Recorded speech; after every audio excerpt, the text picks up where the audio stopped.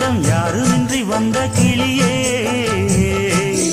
ஒரு சொந்தம் இப்போ வந்ததென்ன வாசல் வழியே